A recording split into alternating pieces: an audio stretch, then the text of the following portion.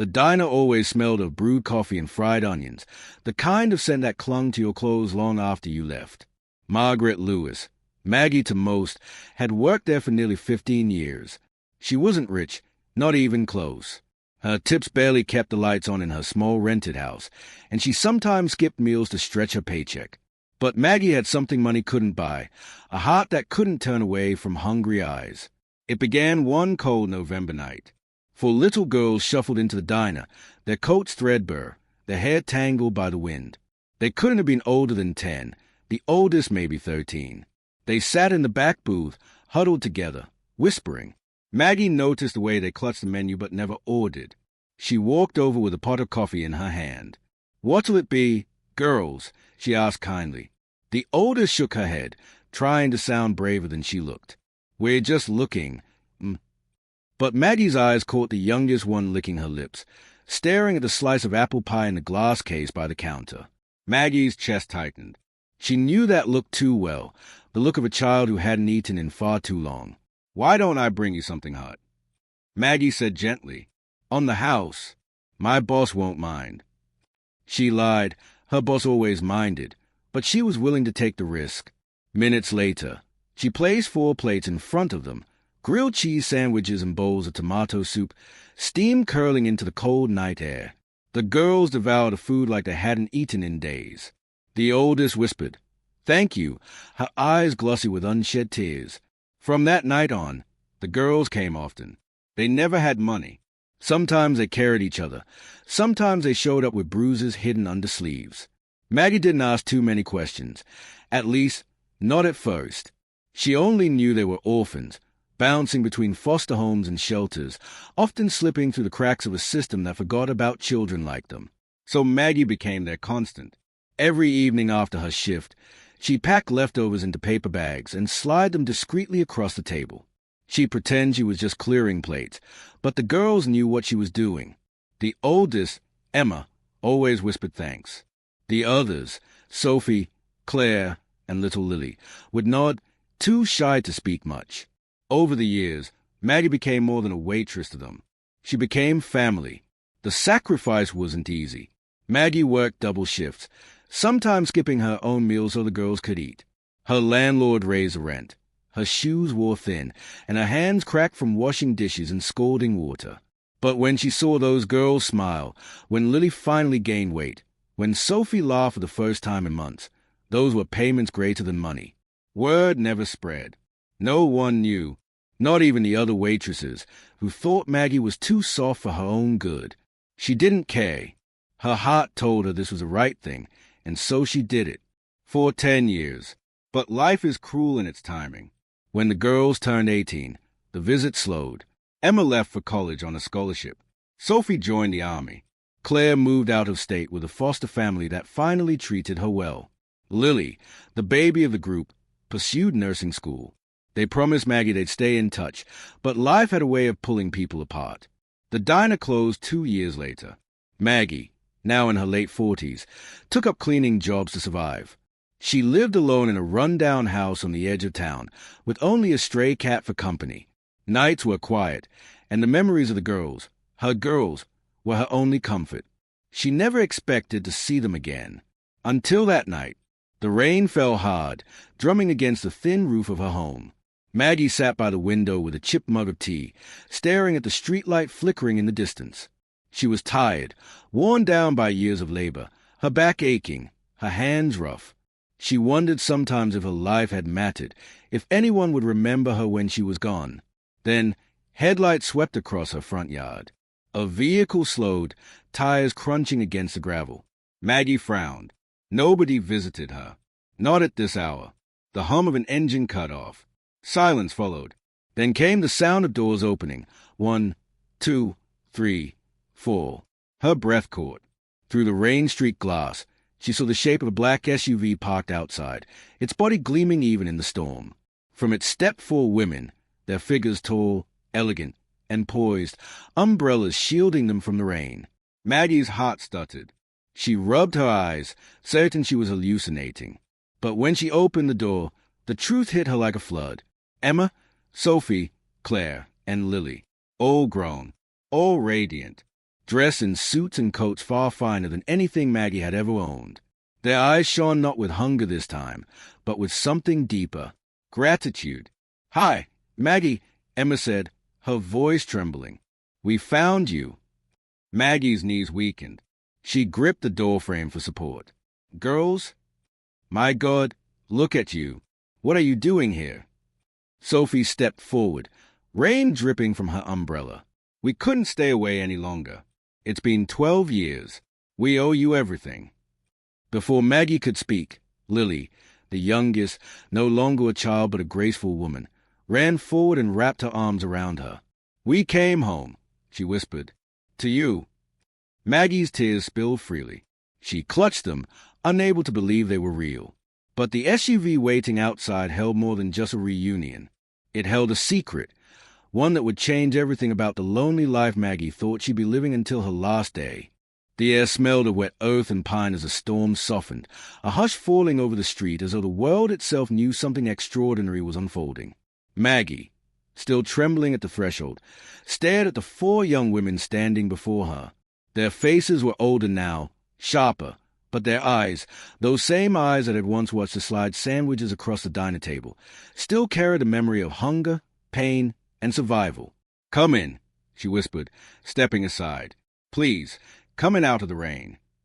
They entered one by one, bringing with them the scent of perfume, rain-soaked wool, and something faintly metallic from the SUV outside. Maggie's little house suddenly felt too small, its peeling wallpaper and sagging sofa unworthy of such fine company. She lit the lamp, its warm glow filling the room, and watched as the women lowered their umbrellas and stood awkwardly, as though unsure how to bridge the years between them. Emma, always a leader, broke the silence. "Maggie, we've thought about you every single day. None of us would have made it without you." Maggie shook her head, wiping at her tears. "No, I only did what anyone would have done." Claire, the quiet one, smiled sadly. "No, Maggie, not everyone would have done what you did. Most people walked past us. Most people didn't see us. But you fed us for 10 years. You gave us dignity. You gave us hope." Maggie swallowed hard, her throat tight. She remembered the bruises on Claire's arms, the way Sophie had once stolen a loaf of bread and cried when Maggie pretended not to notice. She remembered Emma staying up late with a borrowed textbook, trying to study by the light of a neon diner sign. She remembered Lily, so small she could barely climb onto the booze seat, now standing before her as a woman. Her chest ached with love and fear, because why were they here now, after so long? "Girls," Maggie said softly, "why did you come back tonight? After all these years?" The 4 exchanged a look, unspoken, practiced. Then Emma drew a deep breath. "Because we're finally ready to give back what you gave us. And because there's something you need to know." Maggie frowned. "Something I need to know." Sophie, her posture rigid from years in the military, stepped forward. "We didn't just come to thank you. We came to protect you." Maggie blinked, startled. "Protect me? From what?" Emma gestured toward the SUV outside, its tinted windows still glistening with rain. "From the past you never asked about." The words cut through the air like glass. Maggie's mind spun. For 10 years, she had deliberately not asked about their pain, their bruises, their late-night disappearances. She told herself it wasn't her place, that the girls deserved privacy. All she needed to do was feed them. But now, 12 years later, her silence had come back, cloaked in mystery. "What do you mean?" Maggie whispered. Claire, who had spoken the least, finally raised her voice. It shook. "We weren't just orphans. We were running from something. Someone." Maggie's blood chilled. Emma nodded grimly. "Our father." The room seemed to tilt. Maggie gripped the edge of the sofa to steady herself. Emma continued, her tone hard. "He was not the man the world thought he was. To everyone else, he was a respected businessman. But behind closed doors, he was cruel, dangerous. After our mother died, he treated us like property, not daughters. We escaped, and we never went back." Maggie remembered the scars, the bruises, the way the girls used to flinch at loud voices. She had suspected something dark, but she never imagined this. "He's been looking for us," Sophie said flatly. 4 years. He never stopped. Maggie's heart thudded in her chest. But you're safe now, aren't you? Emma shook her head. Not yet. We came tonight because we know he's close. We couldn't let him find you before we did. Find me? Maggie's voice cracked. Claire stepped closer, her eyes pleading. Because you're the only person he blames for why we survived. The words hit Maggie like a blow. She stumbled back, shaking her head. No, I just fed you. That's all I did. Lily's hand touched Hayes gently. To us, you are everything.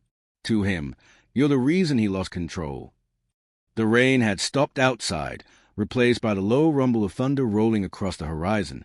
Maggie's small clock ticked on the wall, each second sharp and loud. She looked at the women, no longer fragile children, but strong, formidable, unbroken. Yet beneath their strength, she saw fear still lingering. What do you want me to do? Maggie whispered. Emma's eyes softened. Trust us. We came prepared. From her coat pocket, Emma pulled out a small folder, thick with documents. Sophie retrieved a heavy duffel bag from the SUV and placed it on Maggie's worn coffee table. When she unzipped it, Maggie gasped. Inside were bundles of cash, passports, and a small black pistol. This isn't... Maggie stammered, her voice shaking. What are you involved in? Sophie met her gaze without flinching. Nothing illegal. Not anymore. But we've been planning for years. We knew this day would come, when we'd have to face him. And when that day came, we swore we'd come back for you. Maggie's pulse raced. Why me? Why risk so much for an old woman? Lily's voice cracked with emotion. Because you never gave up on us. And now it's our turn. Silence pressed heavy between them. Maggie sat, staring at the duffel bag, her hands trembling in her lap. She thought about the years of sacrifice, the night she went hungry so they could eat, the endless loneliness after they left. She had never expected repayment, never dreamed of recognition. And now here they were, bringing secrets, danger, and loyalty she didn't feel she deserved. Emma placed a hand on her shoulder. We're not here to frighten you. We're here to tell you that whatever happens next, you won't be alone. Maggie looked into her eyes, seeing the fierce determination that had always burned there. She realized then that the hungry little girl from the diner had grown into a woman who carried the weight of her sister's survival on her shoulders. All right, Maggie whispered, her voice steady despite the fear clawing at her chest. If you're in this, then so am I. Outside, the SUV loomed like a shadow against the night. Somewhere in the distance, an engine roared faintly before fading again. The storm wasn't over. It was only just beginning. The night pressed heavy against the windows. Maggie sat rigid on her old sofa, the duffel bag of money and documents open in front of her, its contents glowing under the dim yellow lamp like something from another world. Emma paced near the window, peeking through the curtains every few minutes. Sophie checked the pistol, her movement precise, automatic, like a soldier who had done it 1,000 times. Claire sat in silence, her hands clenched in her lap, while Lily never let go of Maggie's hand. For a long time, no one spoke. The only sound was the faint ticking of the clock on the wall. Finally, Maggie found her voice. You're telling me he's still alive? After all these years? Emma nodded, her jaw tight. Yes, and he hasn't changed. If anything, he's worse. He lost his business, his power, everything. And he blames us for it. He blames you for keeping us alive when he wanted us gone. Maggie shuddered. The thought of a man so twisted he would hunt his own children made her stomach turn. But why now? Why come after me after so long? Sophie holstered the pistol, her eyes sharp. Because we've been making moves, exposing him. We leaked documents about his old dealings, things that tie him to crimes he thought were buried. He knows someone betrayed him. He doesn't know it's us. Yet. And when he digs far enough, Claire added softly, he'll remember the woman who fed us when he thought we'd starve. Maggie's throat tightened. So I've been a target all along without even knowing it. Emma turned to her, her eyes fierce. Not anymore. We won't let him touch you. The room grew colder, as though their father's shadow had seeped through the walls. Maggie thought back to those years in the diner, how she'd always avoided asking questions. Maybe she had known, deep down, that something dark lingered in their past. But she hadn't expected it to follow her into the present. "You should have told me," she whispered, her voice trembling. Emma knelt before her, her face earnest. "We were kids, Maggie. Broken. Scared. You gave us food, safety, love. We couldn't ask you to carry our monsters too." Maggie's eyes brimmed with tears. She cupped Emma's face, her rough hands against smooth skin. "You didn't ask, but I would have carried it. I would have carried anything for you girls." Lily squeezed her hand tighter, whispering, "You already did." A noise outside snapped them all alert. The crunch of gravel. Emma darted to the window, yanking the curtain an inch aside. Her shoulders stiffened. "What is it?" Sophie asked. "A car," Emma murmured. "Not ours." Maggie's heart leapt into her throat. The headlights washed over the yard, blinding for a moment before cutting out. The rumble of the engine died. Silence followed. Sophie drew her pistol, moving to the door with the fluid control of someone who had lived too long in danger. Claire rose, her hand shaking but her chin high. Lily pulled Maggie behind her as if she were protected now, no longer the child who once needed saving. Then 3 knocks. Slow. Deliberate. The kind that made your blood run cold. Emma's eyes met Sophie's. No words were exchanged, only a silent agreement. Sophie whispered, "Stay back." She moved to the door, pressing her back against the wall, gun raised. Emma took the opposite side. Claire stood near the kitchen, ready to grab the phone if needed. Lily held Maggie close, whispering, "It's okay. We've got you." Another knock, louder this time. Maggie's knees trembled. The sound dragged her back to the diner. The nights the girls showed up with bruises, whispering about how they ran faster than he could catch them. For years she thought those nights were behind them. But now, here they were again. "Who is it?" Emma called, her voice steady. A pause, then a man's voice. Deep, rough, too calm. "Long time, girls." Maggie's stomach dropped. She didn't need to see his face to know. The way Emma's body went rigid, the way Sophie's finger tightened on the trigger, it could only be him. Their father. "Open the door," the man said, his voice dripping with menace. "Let's not make this harder than it needs to be." "Go to hell," Sophie hissed under her breath. Gripping the gun, Emma raised a hand, signaling her to hold. She spoke louder. "You're not welcome here. Leave." A low chuckle rumbled from the other side. "You think you can hide behind her? That old waitress? She can't protect you. She never could." Maggie flinched. The venom in his tone sliced through her, sharp and personal. She realized then, he hated her as much as he hated them. "Why don't you come out and see me, Margaret Lewis?" the man taunted. "See what 10 years of betrayal buys you." Emma's jaw clenched. Sophie lifted her gun toward the door, ready to fire at the first crack of movement. But Maggie, heart pounding, did the unthinkable. She stepped forward. "Maggie!" Lily hissed, grabbing her arm. "No," Maggie whispered. "I've run from shadows long enough. He needs to hear me." Before anyone could stop her, Maggie pressed her palms against the door. Her voice, though trembling, rang clear. "You listen to me," she said. "I don't care what kind of man you are. You think I ruined your life?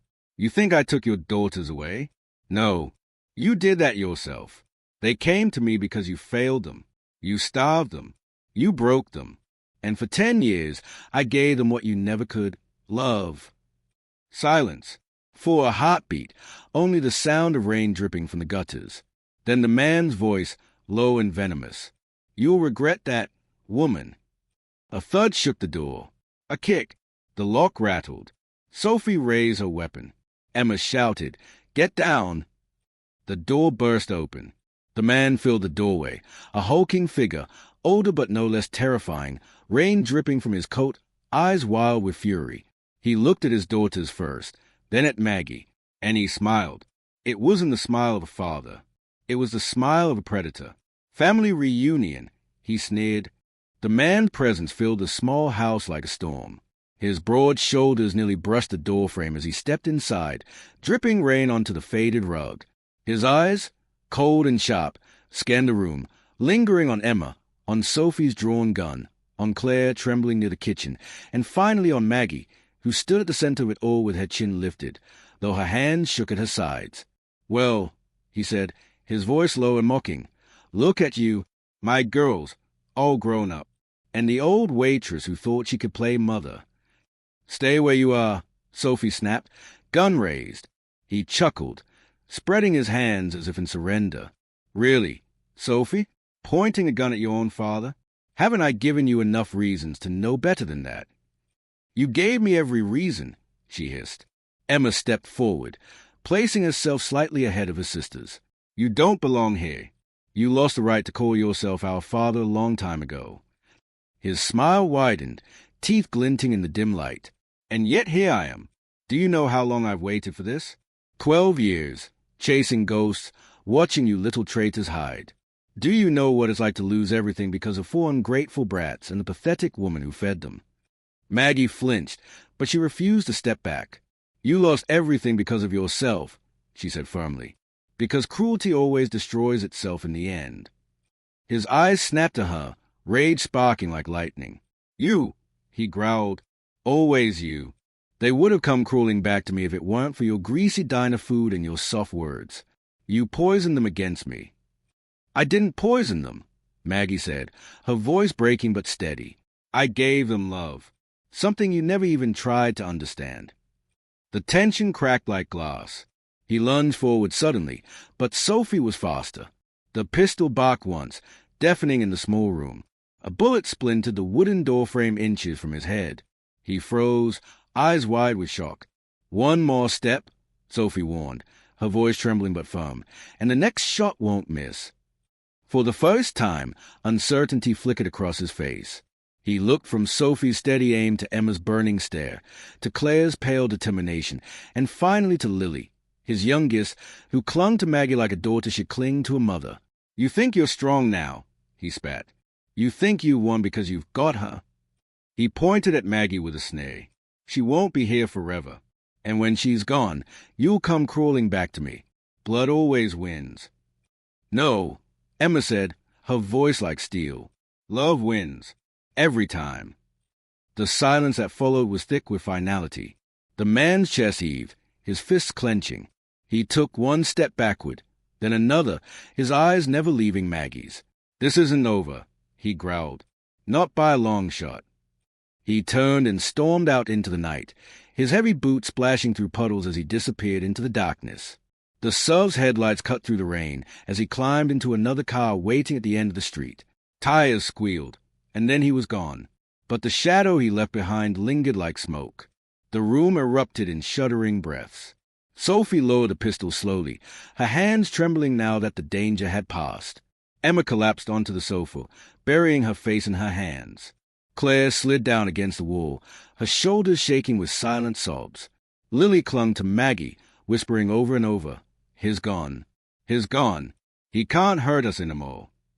Maggie stroked her hair, her own tears spilling freely. "It's all right, sweetheart. You're safe now.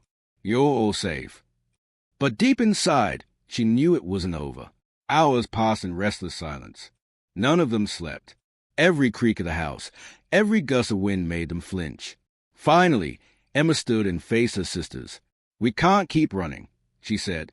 "If we let him walk away tonight, he'll keep coming. He'll never stop." Sophie nodded grimly. "I should have pulled the trigger." "No," Maggie interrupted sharply. "Killing him makes you no better than him. And I won't lose you girls to prison after everything we've been through." Emma's jaw tightened. "Then what do we do, Maggie? Because if he finds us again..." "Then we finish what he started," Maggie said softly, her eyes fierce. "But we finish it the right way." The girls looked at her, stunned by the fire in her voice. "We expose him," Maggie continued. "Completely. Publicly. No shadows, no whispers. The world needs to know who he really is. And once they do, he'll have nowhere left to run." It wasn't the easy path. It wasn't the safe one either. But it was the only way. So they made their plan. Emma pulled out the folder of documents, evidence they'd been gathering for years.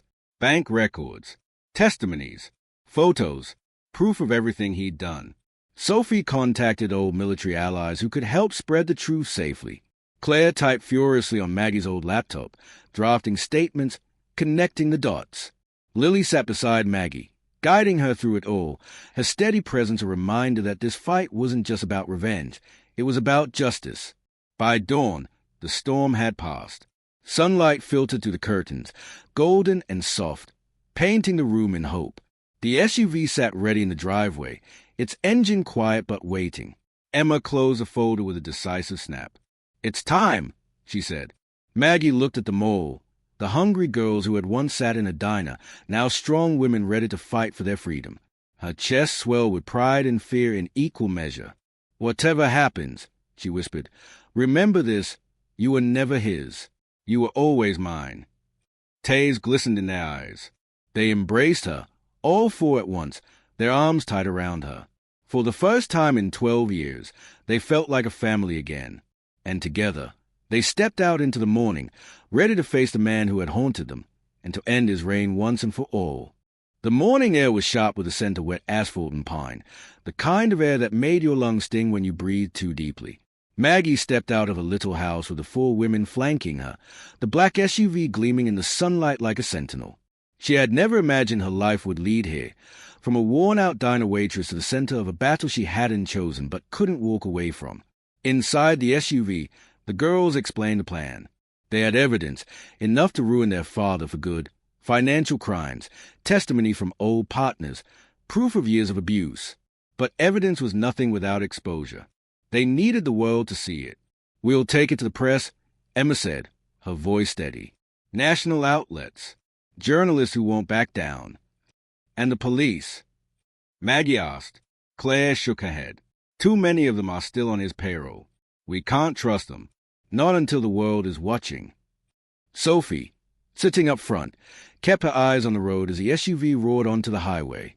The only way to stop him is to burn his empire down in the open. He can't hide in shadows once every headline has his name. Maggie clasped Lily's hand in the back seat, her heart pounding. Then let's do it. The next days were a blur of motion. They moved like fugitives, staying in safe houses, meeting with journalists in dim cafes and empty offices. Maggie watched in awe as her girls, transformed into warriors. Emma commanded every room with quiet authority. Sophie guarded their safety with military precision. Claire pieced together years of evidence into a story no one could ignore, and Lily's gentle voice carried a power that made even hardened reporters listen. Maggie wasn't just a bystander. She gave her testimony, nights in the diner, bruises she'd seen, the hunger that had carved those children hollow. Her words were raw, unpolished, but they carried the weight of truth. More than one reporter had tears in their eyes as she spoke. It spread faster than wildfire. Headlines screamed across televisions and newspapers. Respected businessmen exposed 4 decades of abuse. For daughters speak out after years in hiding. Waitress who fed orphans becomes key witness. The world that once praised him now spat his name. His allies abandoned him.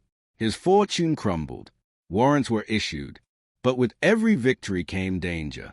Threatening calls. Black cars spotted near safe houses.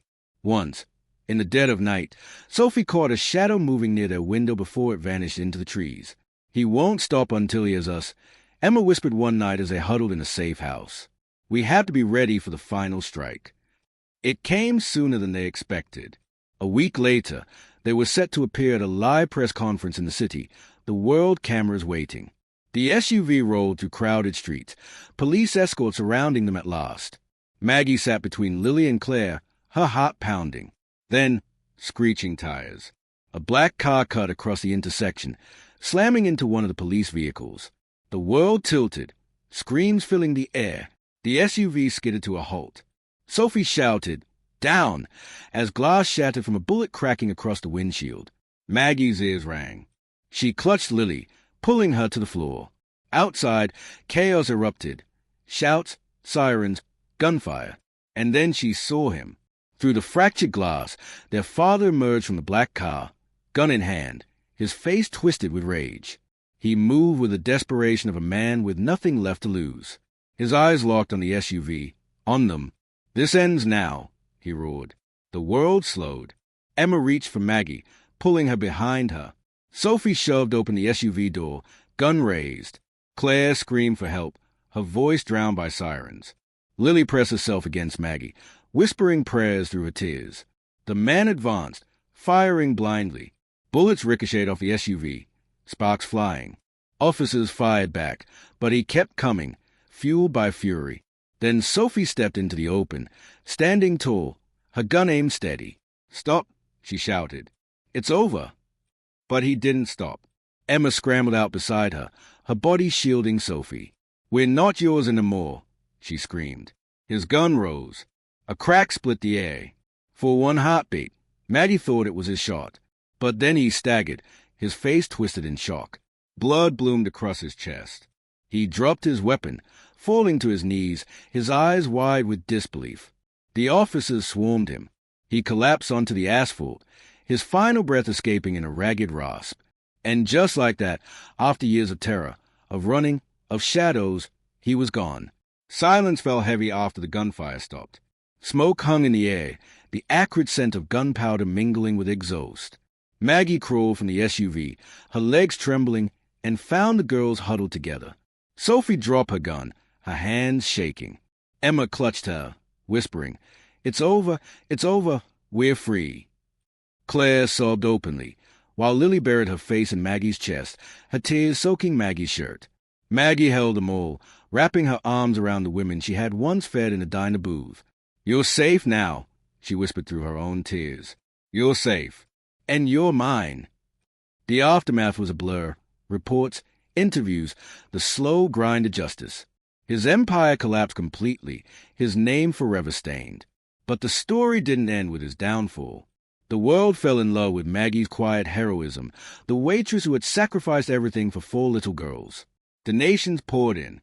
Strangers wrote letters of gratitude. The diner she had once worked in was honored with a plaque bearing her name. But for Maggie, the greatest reward wasn't fame. It was family. The girls refused to leave her side. They bought her a new home, a warm, sunlit house with a wide porch and a kitchen big enough for Sunday dinners. Every week, they gathered there, cooking, laughing, filling the rooms with a life they had once been denied. Emma became a lawyer for children in the foster system. Sophie helped veterans rebuild their lives.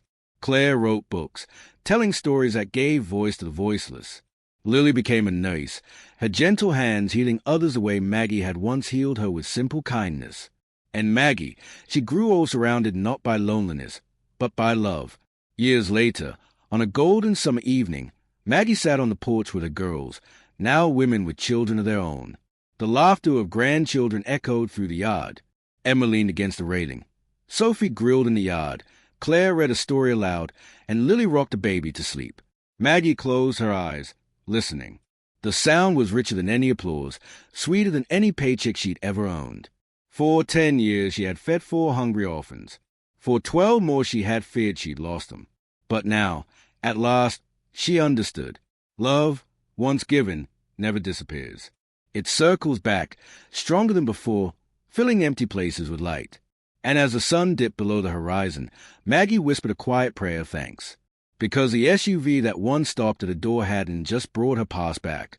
It had brought her family home.